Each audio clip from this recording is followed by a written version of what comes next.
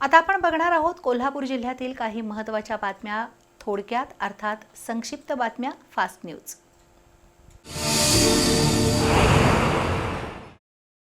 कबनूर इथं राहणारा संदीप महाजन आणि त्याची पत्नी अश्विनी यांच्यात वारंवार वाद व्हायचे। चारित्र्याच्या संशयावरून संदीप अश्विनीला मारहाण करायचा। गेल्या शनिवारी सकाळी पुन्हा वाद झाला आणि संदीपनं अश्विनीच्या डोक्यात हातोड्यानं घाव घातला।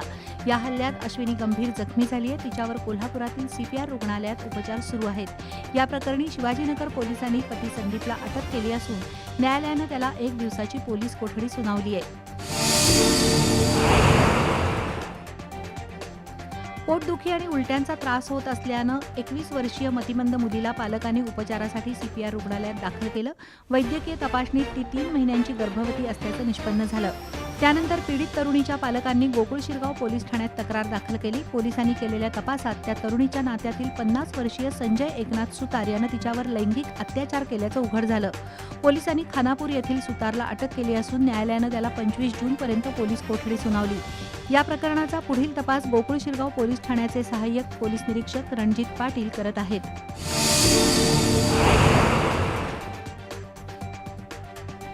नेहरू युवा देवदासी विकास मंडळाच्या नेतृत्वाखाली कोल्हापुरात जिल्हाधिकारी कार्यालयावर आक्रोश मोर्चा काढण्यात आला।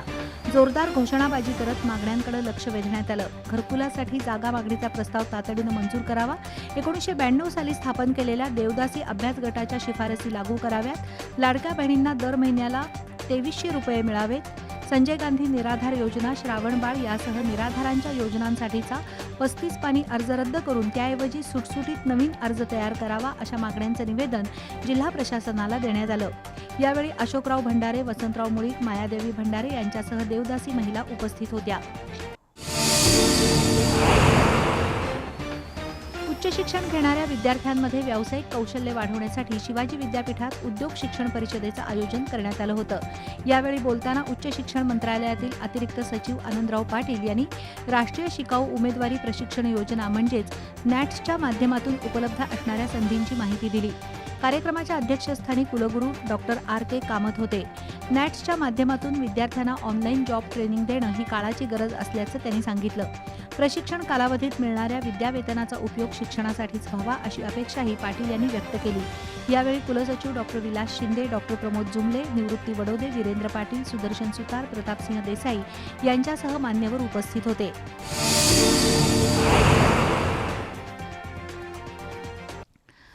हातकणंगले तालुक्यातील शिरोली इथं राहणाऱ्या शाहरुख देसाई यानं काही मुलींना लव्ह जिहादमध्ये अडकवून त्यांचं लैंगिक शोषण केलं होतं।